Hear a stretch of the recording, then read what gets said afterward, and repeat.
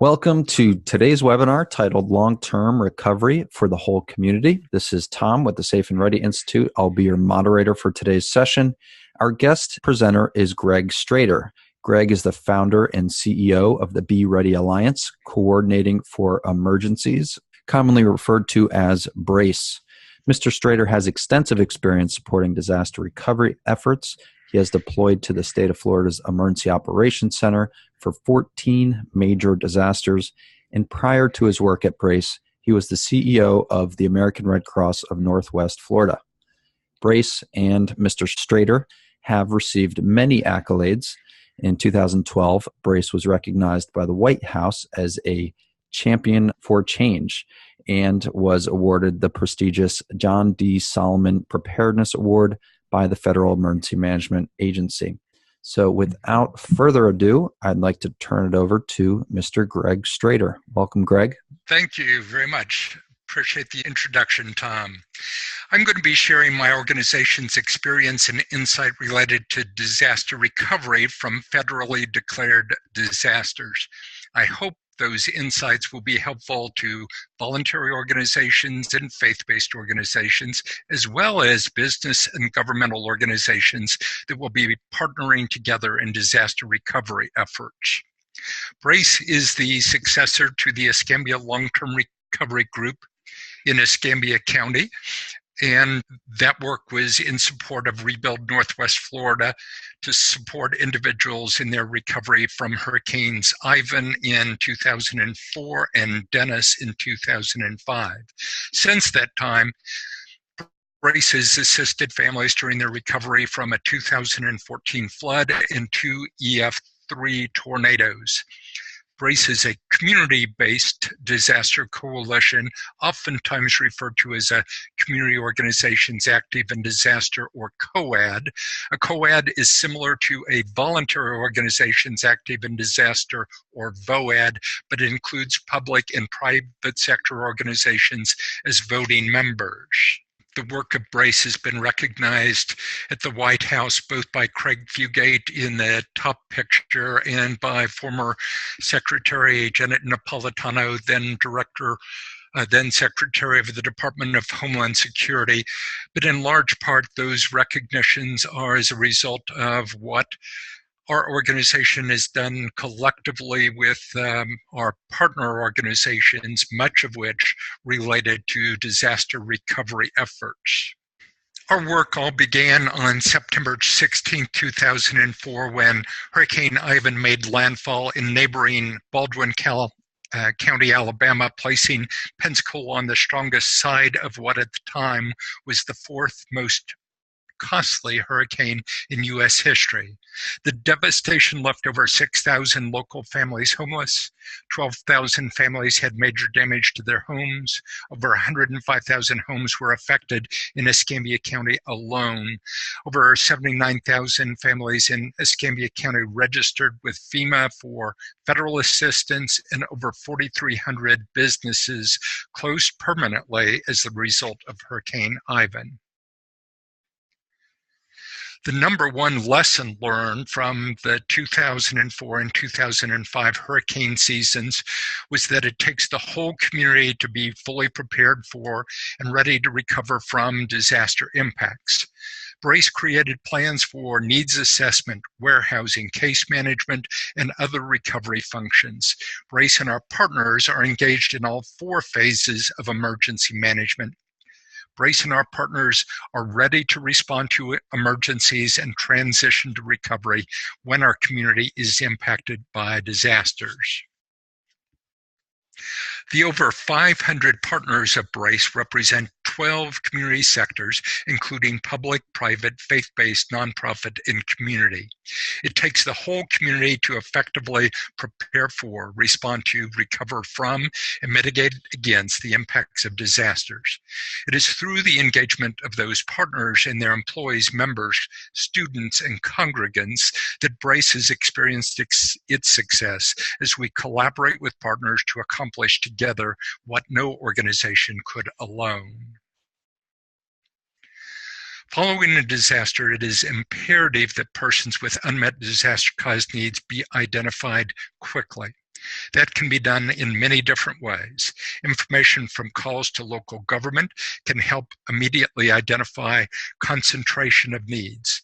Calls to a local 211 or the local information and referral agency can also reveal impacts on people.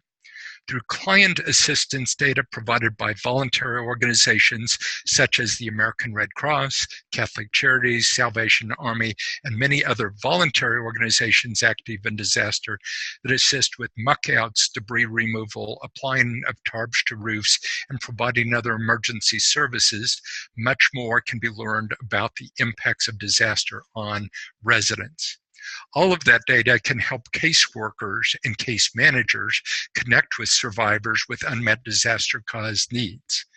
The map on the slide reflects damage of residences as well as calls to 911 and the Citizen Information Center, or CIC, following the 2014 flood that I mentioned a minute ago. The map on the screen now reflects damage to property that was called into crisis cleanup or based on the submission of information provided by organizations that are involved in disaster response and/or recovery. The red icons reflect damage that no organization is committed to assist in repairing, at least as of the time of this screen capture. The yellow icons reflect properties that organizations have committed to assist, and the green icons reflect damage that has already been addressed by the responding organizations that are assisting survivors of this disaster. Gaining access to crisis cleanup and registering for the use of the URL is at the bottom of this slide. If you've been involved in recovery meetings with a FEMA voluntary agency liaison for a federally declared disaster for which individual assistance is available, you've probably seen a version of the sequence of delivery depicted on this screen. Disaster response starts with the local community, including voluntary and faith-based organizations, along with government, and ends with recovery supported by voluntary organizations. The support of government and businesses and industry can dramatically accelerate the recovery process. For example, Hurricane Housing Recovery Program, Community Development Block grants, and state housing initiative partnership programs all provided funding to assist Brace and our partners in assisting survivors in their recovery since our organization was founded in 2006. Business and industry have provided funding, in-kind donations, donated warehouse space, and loaned employees in support of recovery efforts in this community. When the FEMA temporary housing mission ended following Hurricane Ivan, as required by limits identified in the Stafford Act, Brace stepped in to maintain temporary housing until residents could repair their homes or find alternative housing. Brace committed to accepting ownership of 214 mobile homes and trailers through the FEMA modified group sales and donation programs and served as landlord to families occupying that temporary housing until their recovery was completed. Brace ultimately donated 88 mobile homes and trailers to survivors at no cost to those individuals to provide a permanent housing solution for low-income families that had not been able to recover. Brace provided over $1.3 million in housing assistance to survivors following Hurricanes Ivan and Dennis. The functions identified on the slide should be considered for any organization that is considering operating a long-term recovery organization. Most of them are defined in the National Voluntary Organizations Active in Disaster Long-Term Recovery Guide that I'll be speaking about throughout this presentation. This slide identifies some of the chapters in the National Voluntary Organization Active in Disaster Long-Term Recovery Guide that will provide a good foundation for planning recovery efforts in any local community. Brace found a predecessor to the current guide to be one of the most valuable resources when supporting recovery following Hurricanes Ivan and Dennis and the 2014 flood.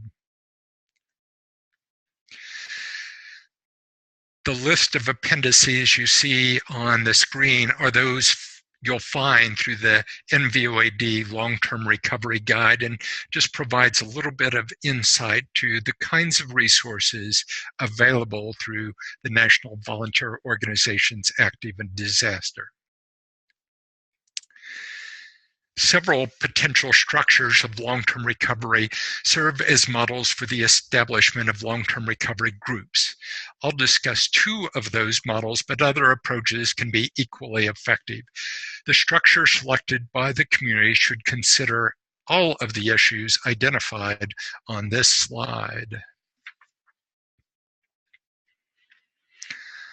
A long-term recovery committee typically has the characteristics identified on this slide. It is made up of a coalition of agencies and organizations that are willing to come together as partners to assist survivors in their recovery. A long-term recovery organization is typically a much more formal organization. A long-term recovery organization typically has staff and often operates as a nonprofit organization. LTROs, or long-term recovery organizations, often receive grant funding that requires reporting on outputs and outcomes to funders. The LTRO would be eligible to utilize the Department of Labor Dislocated Worker Grant Program for staffing of positions if the federal government approves a request by the state for that program. Depending upon what survivor data is shared with member organizations of a long-term recovery committee or long-term recovery organization, it may be necessary to undertake some form of needs assessment. Escambia County has been fortunate to partner with World Renew following Hurricane Ivan and a major flood in 2014.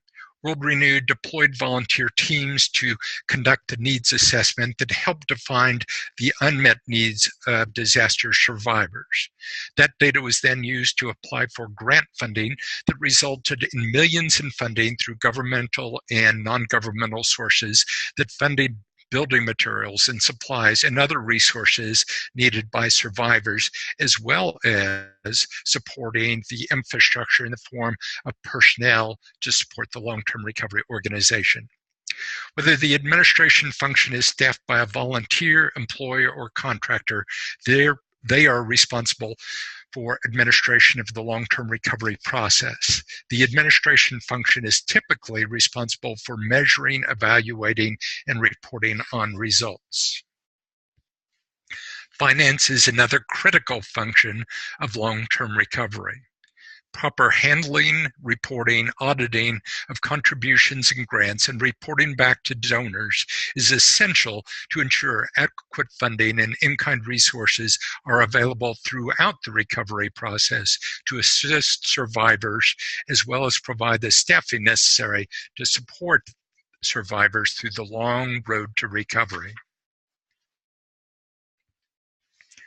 Disaster case management is an essential function for any long-term recovery effort. I expect that will hold especially true for Hurricanes Harvey and Irma, since both Texas and Florida are submitting disaster case management program applications to the federal government that is expected to total in the millions of dollars. The list on this slide identifies the key activities associated with disaster case management. Funding for disaster case management staff may come from United Ways, faith-based organizations like the United Methodist Committee on Relief that supported recovery efforts in Escambia County, the Department of Labor Dislocated Worker Grant Program, the FEMA Disaster Case Management Grant Program, and other resources.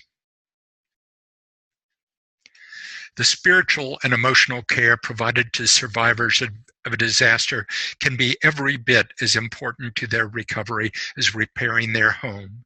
The functioning of the entire family can be impacted if assistance in the form of emotional and spiritual care isn't offered to survivors in a timely manner. This slide identifies the many donations management issues that need to be addressed during the stand-up of the long-term recovery group. Information on each of these topics can be found in the NVOAD long-term recovery guide that I've mentioned a couple of times. If you've been involved in disaster response or recovery, you've probably sat through after-action reviews that identified communications as one of, if not the primary issue impacting response or recovery. I encourage everyone that's involved in the recovery process to carefully consider all of the items on this list when developing communication strategies and plans for recovery. Volunteer management is a critical function required of most long-term recovery organizations. The lead individual or organization needs to have experience working with volunteers. Recruitment of volunteer teams requires a different approach than recruitment of individual volunteers. Housing of volunteer teams traveling into the area to support recovery can be at hotels, campgrounds, churches, vacant strip malls, and in other forms of facilities.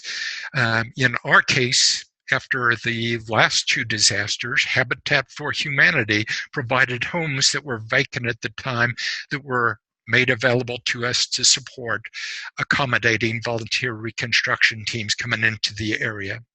The volunteer management team will be coordinating with reconstruction volunteer teams on arrival dates and departure dates.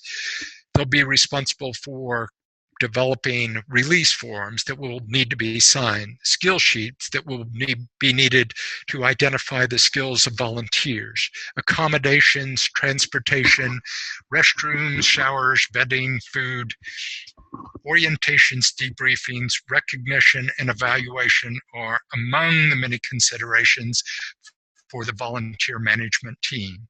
Funding for volunteer management staff may also come from United Way, faith-based organizations, the Department of Labor Dislocated Worker Grant Program, and potentially the FEMA Disaster Case Management Program if it is made available for a particular disaster.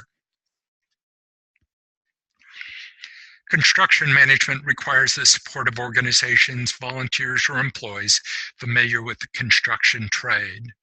Essential skills include assessment and estimation, skilled leadership, job site supervision, ability to manage volunteers, contractors, and employees, risk management, familiarity with safety procedures, experience with statements of understanding between organizations, and familiarity with local building codes is essential. Knowledge of mitigation, record-keeping skills, and an ability to differentiate between deferred maintenance issues and disaster-caused damage is also a critical activity.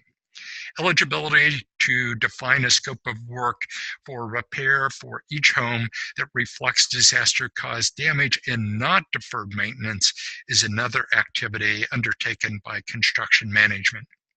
Again, funding of construction management staff may come from a variety of organizations, including United Way, faith-based organizations such as the United Methodist Committee on Relief, the Department of Labor Dislocated Worker Grant, and FEMA Disaster Case Management Grant programs.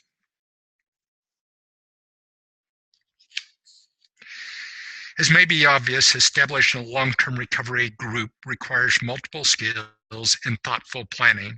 The National Voluntary Organization Active in Disaster Long-Term Recovery Guide will help long-term recovery groups with planning for and support of survivor recovery.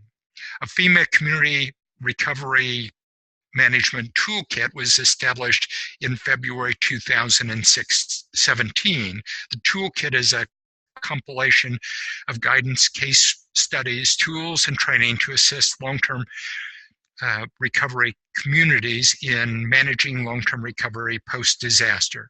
This toolkit is managed by Community Planning and capacity building recovery support function of FEMA. The toolkit is organized into 4 sections. Part 1, organizing, which includes resources to quickly organize local leadership and stakeholders, as well as engage and communicate with the public for recovery. Part 2 includes planning.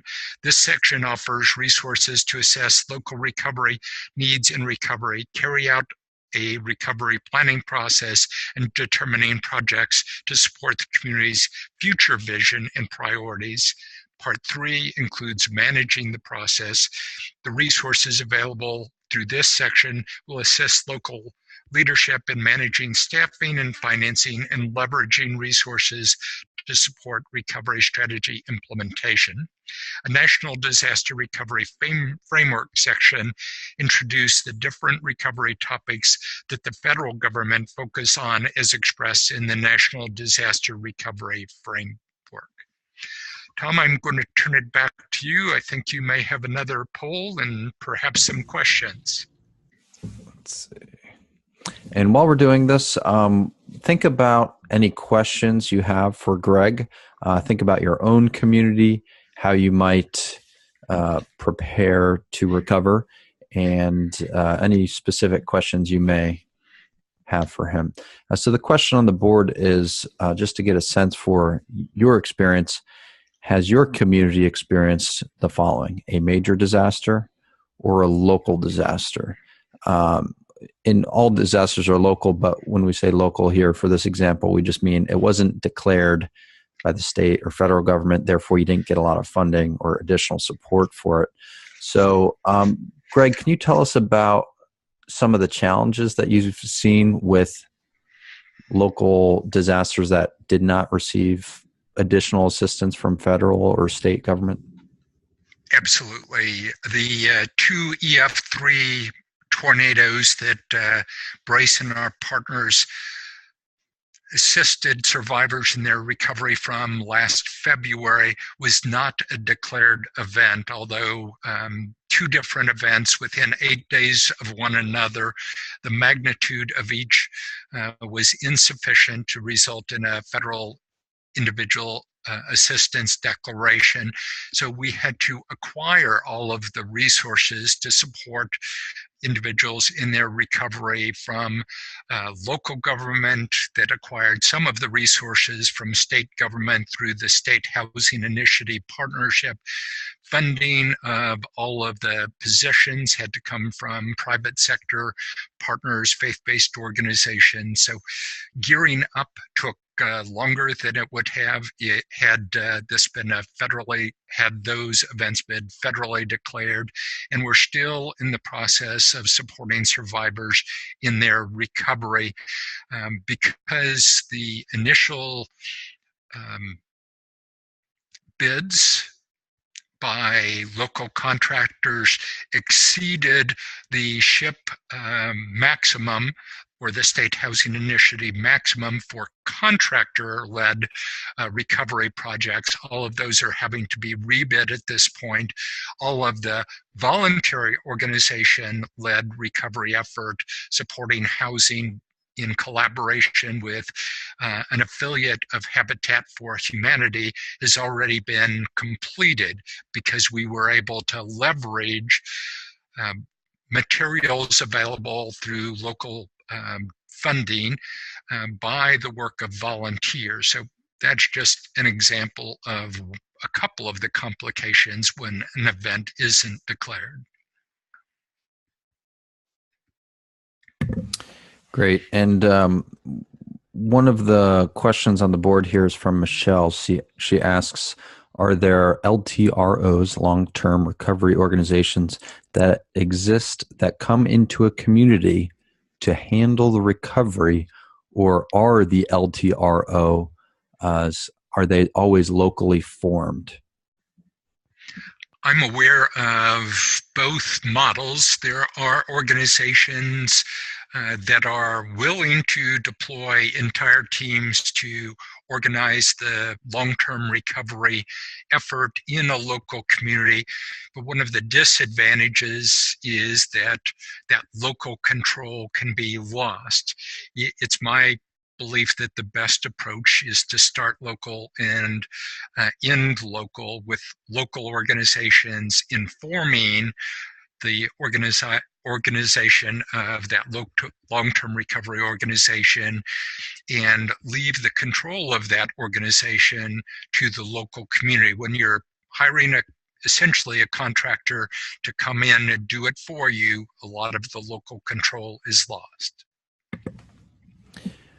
We have a question that we don't see on the Zoom platform, but is posted on safeandready.org from Martha. And some of you may know this, but we have the same webinar is live streamed when you're registered and logged in to safeandready.org to this webinar. So we have 25 people viewing it there and about 20 on the Zoom webinar. So welcome, however you came about this webinar. So Martha asks, is it important to not duplicate services? So you have a lot of different organizations, a lot of groups are doing similar things, helping out. Is there an importance to not duplicating, or are you kind of open arms, need all the help you can get, give it to us all during disaster recovery effort? That's a great question, because individuals in a federally declared disaster are potentially subject to recoupment if a survivor receives assistance from a local community organization as well as from FEMA.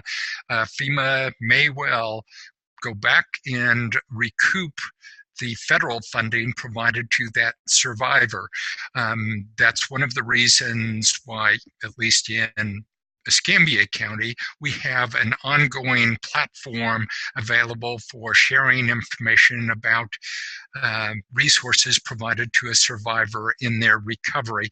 It operates on the same technology platform, Vision Link, is the Coordinated Assistance Network that is fiscally managed by the American Red Cross, but to which the NVOAD organizations subscribe the use of the Coordinated Assistance Network, or CAN, so that they can identify resources provided by other local organizations. And either information will be available from FEMA through the, in our case, federal state sharing agreement, or through what's known as, I'm trying to recall the name of it, but FEMA will provide information indicating the assistance that they have provided to specific survivors. That information is available to organizations that are directly involved in case management, supporting survivors through their long road to recovery, so that duplication can be avoided. Good answer. Thank you, Greg. Wendy from safeandready.org logged in there. She asks, well, first she starts with, one of our challenges is the new FEMA rules requiring that local staff complete all the paperwork within 21 days, previously done with FEMA staff assistance for up to 6 months. So this is vastly different than other hurricanes, Hurricane Ike in 2008. She's currently involved with Harvey flooding response in Texas. So, certainly you mentioned recouping and getting some financial assistance for all the work you're doing. So along with that comes a lot of paperwork. Can you speak to any tips or best practices around how to manage all those requirements? That is no question a challenge. In the state of Texas, the Brace former Director of Operations and Readiness now serves as the Voluntary Agency Liaison for the Texas Division of Emergency Management.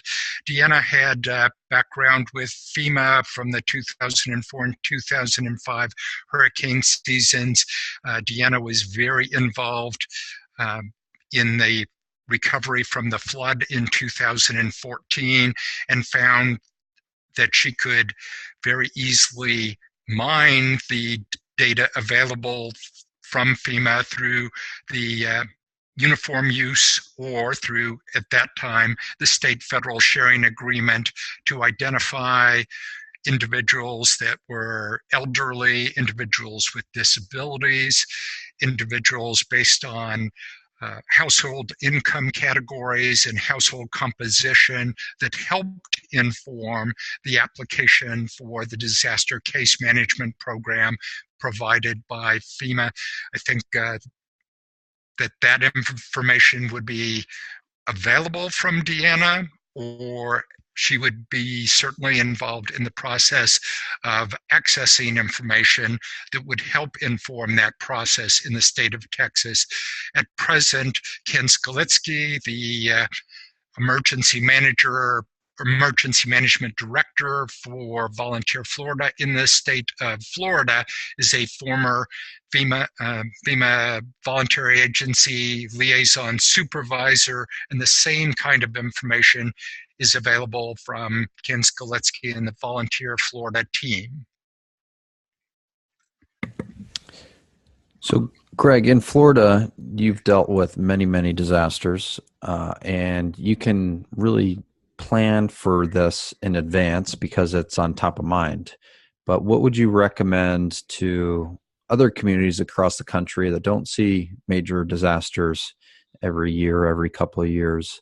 How can you inspire people to actually come to the table and plan for these what-if situations in their communities that may never happen? But as you've described this whole process, to me, it's apparent that you can't just pick up and do this without some knowledge and planning.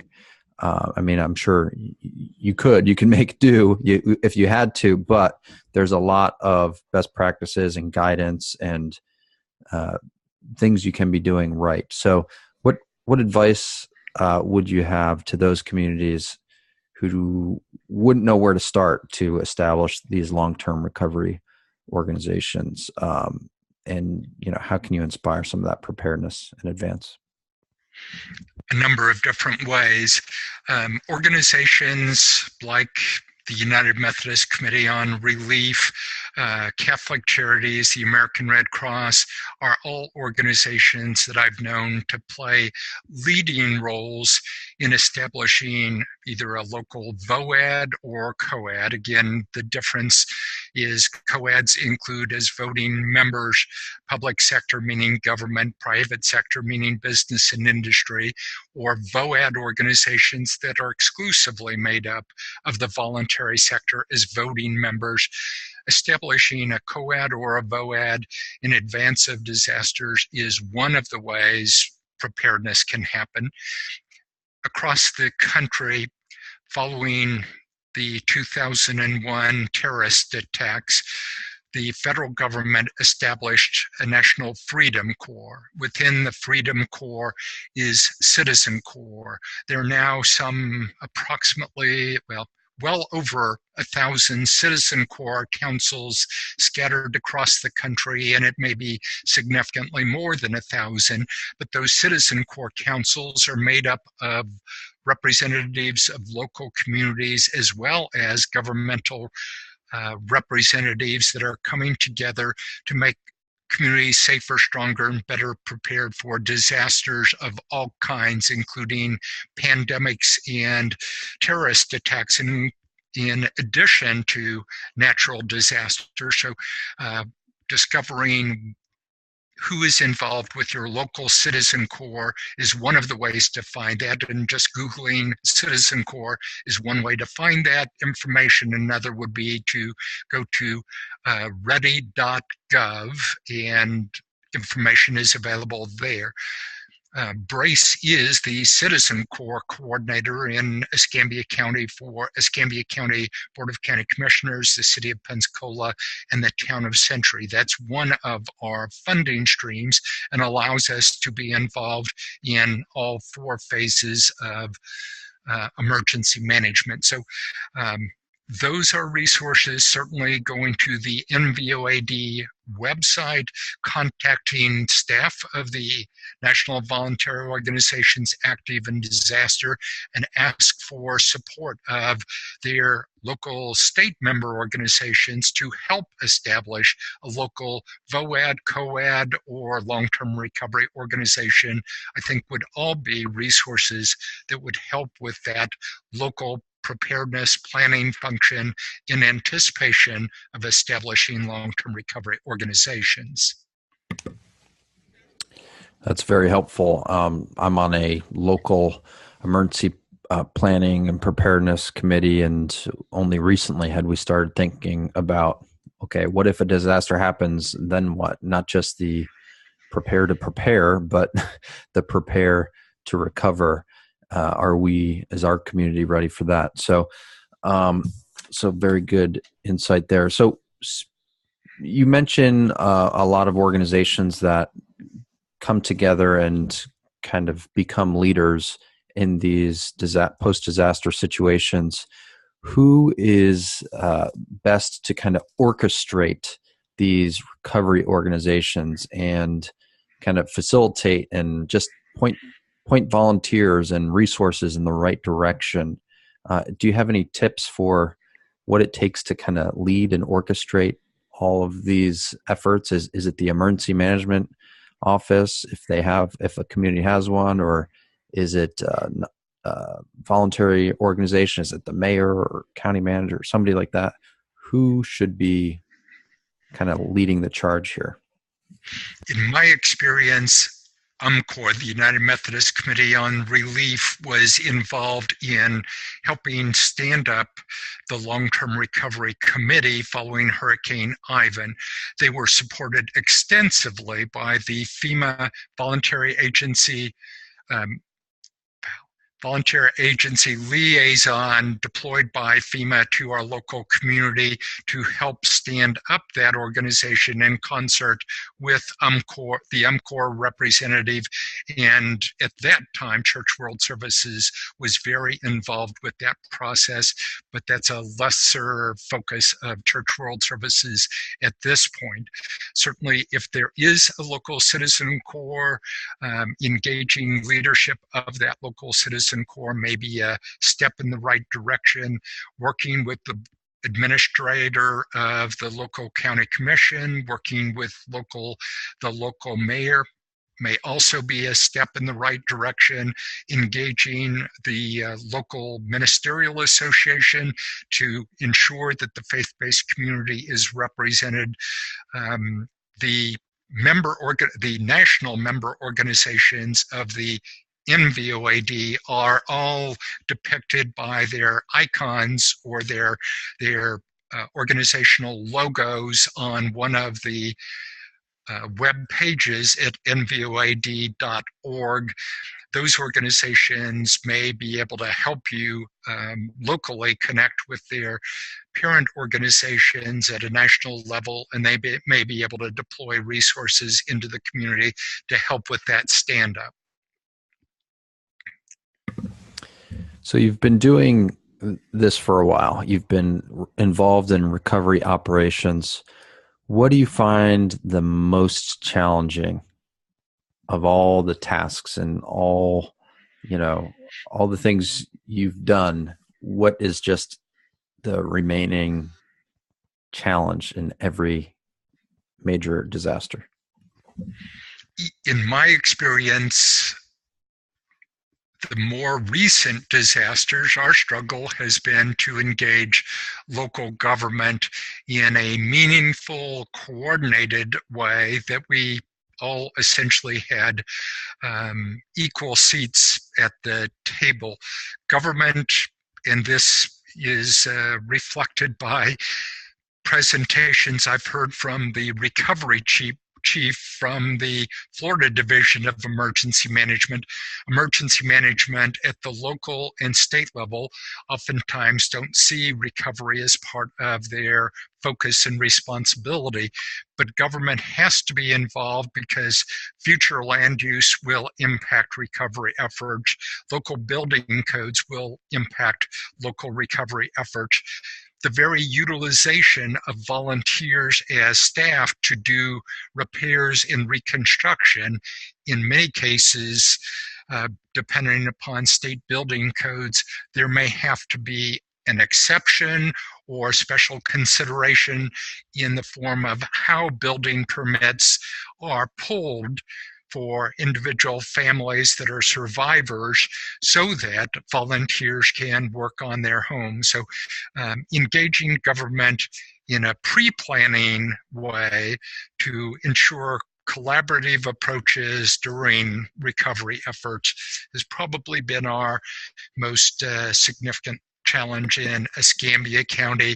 But as we have gone through the recovery process from the tornadoes that I referenced previously that weren't declared, where the government funding through the SHIP program, where no houses have been reconstructed in the historic district because the bids came in above the maximum.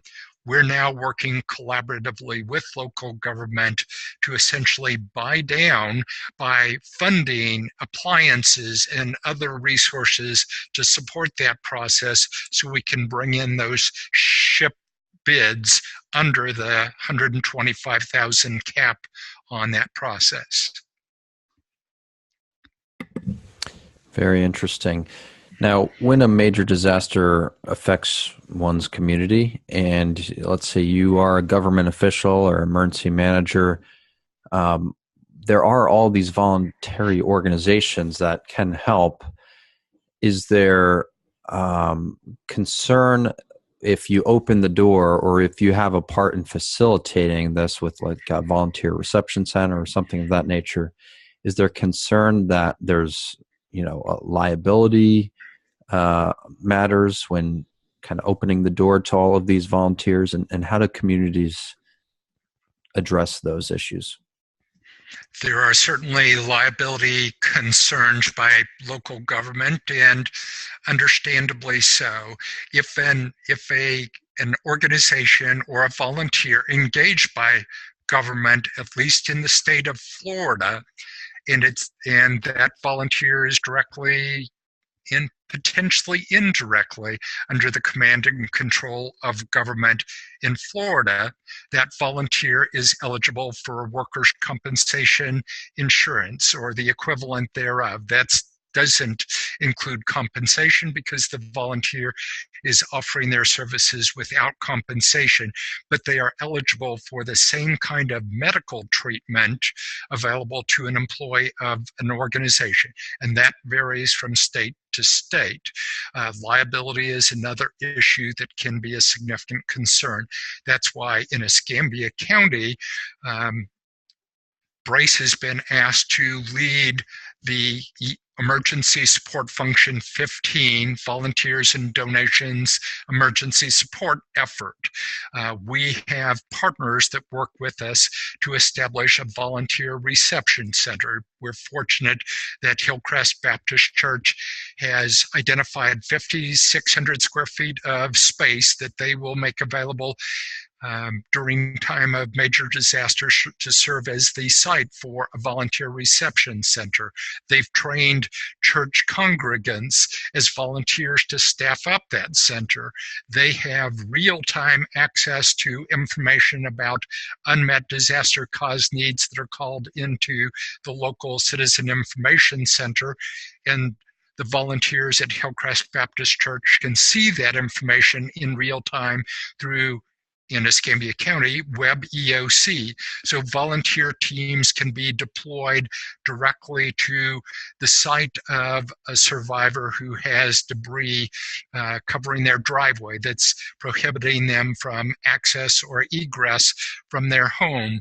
But engaging partner organizations and matching up those spontaneous volunteers with affiliated voluntary organizations does a lot to mitigate liability and workers' compensation claims by engaging through those voluntary organizations instead of engaging spontaneous volunteers directly. Lots of knowledge here to share today. So this was terrific. What if we could close with kind of final word of wisdom from you? If you were advising other communities across the country who may be underprepared, what is kind of one piece of advice to either get them started or keep them going?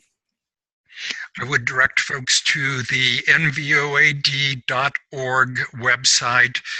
Look on that website for resources, look for the long-term recovery guide, and use that as your foundation for planning your long-term recovery organization. Excellent. Thank you so much, Greg. That was Mr. Greg Strader, CEO and founder of Brace. And Greg, we really appreciate you sharing all of your knowledge with us today, and we hope that this will help those on the line prepare their communities a little better to address these recovery needs in their communities. So thank you again. Thank you all for joining us. This recording will be posted on safeandready.org. So we'll share that out after the event.